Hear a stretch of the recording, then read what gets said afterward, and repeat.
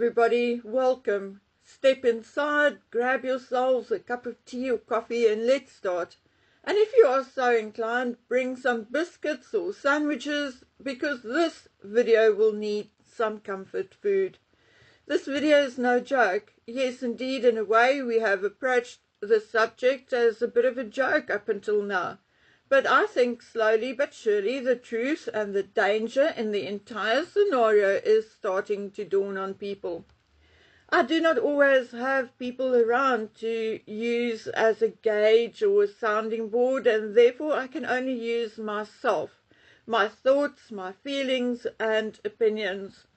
Now, pre-Meghan, I was a royal family follower, particularly the earlier history, as I have some sort of emotional attachment to Mary, Queen of Scots. I told my story about my time in Scotland and in the castle of Holyrood House in old videos, but for those of you who are new, I'll do a short to bring you up to speed. Anyway, apart from the history, I read about the scandals in magazines my mother and grandmother bought. I watched the weddings on tape or in the movie house, and luckily by the time Charles and Diana got married, we had television. I sort of knew most of everything there was to know, at least as much as mainstream media would tell us. Yes, there were things I did not particularly like. For instance, I always thought of Charles as rather unattractive and petulant, but it still wasn't enough to keep me away from the party frocks and the jewels, the pomp and ceremony, the coaches, the castles. Whatever went wrong along the way, it never overshadowed the good. Until Meghan Markle joined them. And then, to my embarrassment in the beginning, I thought she may be just what the royal family needed. A feisty woman with a touch of colour. Well, the colour side I only found out about shortly before the wedding, when she brought Mommy Dearest. Anyway, little did I know what was coming. I can't even remember when I started to notice that she was not what I thought she was. I do, however, remember the day, the exact event, during which I watched her body language and attitude and thought, oh no, oh no, no, no. And it was when Harry and Meghan attended Charles's 70th birthday garden party. The red flags were waving so strongly that I suddenly knew there was a storm or a hurricane coming. In today's video, we are not going to list all Meghan's indiscretions, all her behaviours, all her stories and lies, because I think we are all far too familiar with it all. The thing is that it went from Hollywood weird and funny to more than that. We reached a point where some of us actually said that she poses a danger to the monarchy. But, I mean, did we always even take ourselves seriously? Well, judging by my own feelings, opinions and thoughts, Meghan's addition to the royal family has by now done a lot of damage to the royal family and the monarchy, and together with Harry, because he's definitely not innocent, the two of them had managed to make people like me going from respecting the monarchy to losing respect more and more every day. Meghan and Harry are constantly challenging the monarchy, and the monarchy is failing. Not only failing itself, but also failing all the supporters. The monarchy, just like the courts, law enforcement and other government institutions and services, is actually there to protect its people, to keep them safe. But instead, Harry and Meghan are showing the monarchy up as weak, hypocritical, unjust, and even in a way dishonest. Instead of enjoying the institution, we are becoming hypercritical. But more than that, Harry and Meghan now pose a distinct danger to the royal family, the monarchy, to the British government, and even the public at large, both in Britain and America. And you know what? I would even go so far as to say they pose a danger to themselves, each other, and whatever children are in their care. And why is that? Because, in my humble, not so humble opinion, Meghan is insane. Yes, sue me. Why don't you? I have nothing to give except some detailed list of Harry and Meghan's transgressions and mad behavior. And if we take this to court, they, and in particular Meghan, will have to openly defend each allegation. So yes, bring it on.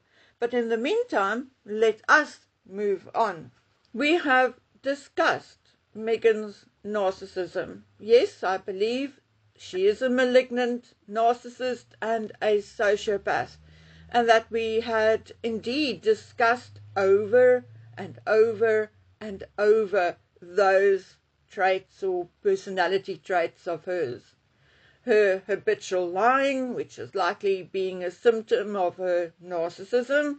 She likely thinks or feels that she has to lie to elevate herself. Well, elevate herself from a yacht girl, which in my language is just another word for a hooker, and not one who actually sits on the veranda and crochet. From a bit part actress to a cable network show to Diana 2.0, and from there to Mother Teresa, and from there to a billionaire, or so she thinks. Okay, so narcissist, sociopath, habitual liar. But have you noticed a certain behavior of Meghan's escalating recently? I mean, we have seen her copying Catherine, Diana, Ivanka Trump, and others in clothing. I can't say style because Meghan has none, and every time she tries to copy someone, she comes off badly second. I've spoken about how Meghan plagiarized some of her writings, how she plagiarized quotes, ideas, titles for her podcast, Netflix cooking show, if one can even call it that, and so on and so forth. I mean, her ladybug snack were even copied from a YouTube video made 7 years ago. So, nothing new, you say, because you would be right. Nothing of what I just said is actually new. We've spoken about it all. Except that this behavior has now been escalating and rapidly. Did you guys actually notice it? Yes, it appears that Meghan had somehow become more obsessive, more desperate, more impatient, and more obvious. Usually she would at least wait a month, 2, or even more, to wear something similar to what someone else wore, or she copied things she found online, but not anymore. Recently, Catherine and William went to the Isle of Mull, where on the second day they joined some children and their minders in the forest. Catherine was wearing jeans, boots, and a brown jacket. Shortly after that, Catherine had a rose named after her. So what does Meghan do? She films herself wearing jeans, boots, and a brown jacket, collecting a basket full of roses from her garden. Then we see William and Catherine at the VE concert, and Meghan drags Harry to a Beyoncé concert. It is no longer just words and clothing. It now includes actions and deeds, and it is becoming more and more concerning. Guys, I must be honest, until now I thought it was all due to Meghan's jealousy and her desire to be number one, the best, the top, the leader of the universe. And don't forget, a billionaire. However, I was looking for something else when I found something I've not seen before. Now, I know what BPD is, borderline personality disorder, but I did not know that this copying, imitating is actually a symptom of BPD and a potentially dangerous symptom. So let me explain. Copying, imitating, or mimicking in BPD can possibly be linked to identity disturbances, meaning that somebody with BPD struggle with a sense of self or a consistent sense of self, meaning that one day they are this person and the next day they're that person and they just never themselves, and could and then do adopt characteristics of those around them, or someone they're jealous of, someone they think may be getting more attention than them, or for a million other reasons, or plainly because they themselves are empty, hollow, devoid of personality or soul, or any kind of sense of self, or then who they really are. For someone with BPD, imitating is one social behavior that serves the forming of social affiliation. For instance, let's say Megan wants to be Diana 2.0 or even bigger than Diana. Then she will wear clothing similar to what Diana used to wear. She will adopt some of Diana's quirks. She will wear Diana's perfume, or she will imitate the way Diana used to use her hands, and so on and so on. The next day, however, Catherine may be on the front page of every newspaper wearing a denim, boots, a brown jacket. Now, because Catherine is on the front page, she wants to be Catherine. So she pulls out a denim, boots and brown jacket and photographs herself and puts it on Instagram. So by now, 7 years down the line, most, if not all of you, know about Megan's behavior. So again, nothing I said here is wrong or comes to you as anything new. But I can hear you say, but Bookie, so what? Narcissism is already bad enough, and if she is a sociopath, even worse. So why would you worry or make a big deal about this? Well, it is because of the aggression and the different types of aggression associated with people with BPD. You see, BPD people are often associated with things like self-harm, things like self-mutilation, and so forth. We won't call the behaviors by their actual names because we are on YouTube, but in psychology, they even call it internalized aggression. However, the actual problem comes with externalized aggression. For some mysterious reason, there's a lot less research on people with BPD and externalized aggression than there is on BPD people and internal aggression or then self-harm. I can find no reason for why that is. So what does this external aggression or violence look like in people with BPD? Intimate partner violence. Okay, there were a few studies done, but I'm going to concentrate on the ones applicable to our case. And I'm going to read this one directly from a study or paper done on BPD and intimate partner violence. Hughes et al. Studied 103 women who were court-referred because of physical violence in their relationships. BPD demonstrated a correlation with increasing violent behavior. Hines examined 67 worldwide university sites, and in this non-clinical study, BPD actually predicted several forms of interpersonal violence. Familicide, the homicide of the intimate partner and at least one child. In a Canadian study of 16 cases, many demonstrated BPD features or had the actual disorder. Non-intimate assault. At the end of a study in a facility, it was concluded that patients with antisocial and BPD disorders had the highest frequency of assaultive behavior. Criminality.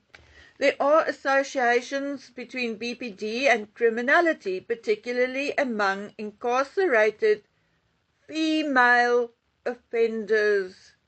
The crimes were frequently impulsive and violent. People with borderline personality disorder are also more likely to be charged with disorderly conduct, public intoxication, etc. Serial murder. In one study, a review of 160 serial killers over the past century,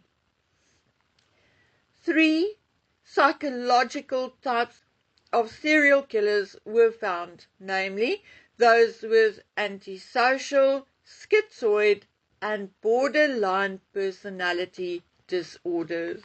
I personally do not know what more to tell you. It is not uncommon for someone to have 2 or more disorders. There's also a distinction to be made between personality disorders and mental illness. But it is 100% true and proven that a combination of certain mental illnesses and certain personality disorders can indeed be deadly. For example, a narcissistic sociopath and one illness or personality disorder can also have some characteristics of another illness or disorder. The human brain, although we know more than we did years ago, is still largely a mystery and very complex. The thing is, whether Megan is a sociopath, a narcissist, has borderline personality disorder, or whether she purely has no soul, or all 4, does it really matter? Her actions, behaviors, and constant lying are all signs that something is wrong. The escalating and more intense and more frequent mirroring, copying, plagiarism, imitating is certainly proof of escalating mental illness. It is also my opinion, and only my opinion, that Megan on her own can indeed be dangerous. And not only that, but I think that the combination of Megan and Harry with his delusions and anger issues could very well end up being a lethal one. There are already a Sussex Survivors Club. Will we one day hear about those who did not survive the interaction?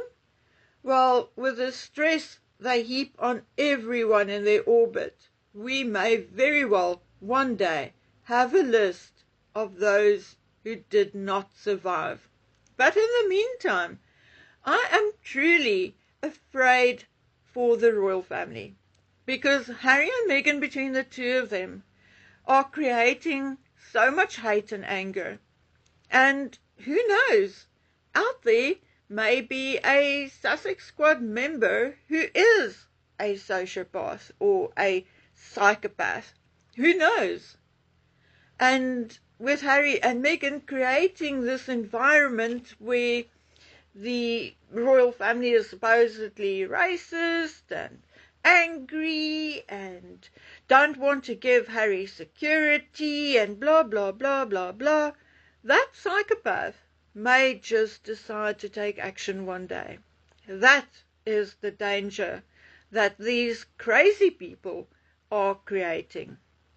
I mean, remember, after the Oprah interview, and I've said this a million times, I think, we had Catherine receiving hate mail and threats, and on one specific day, she received 3,000 of those threats and hate mail. So therein lies the danger. Harry is so concerned about his safety, his children's safety, his wife's safety, but obviously cares nothing for the safety of his family. And the family I'm talking about is his father, his brother, his sister-in-law, and everyone else associated with the royal family.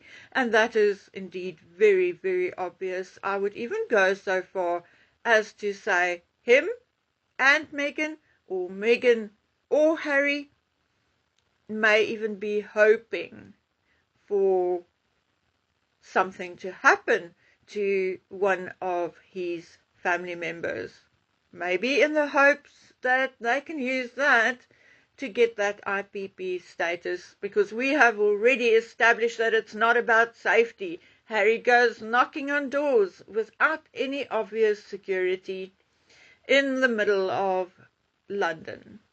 So it's not about security. Harry has proven this over and over and over. It's about that IPP status, because they have something they are hiding, they have something they are afraid of, and that is what it's all about. Anyway, guys, so this is it from me for today, and I shall see you again on the next one. Bye.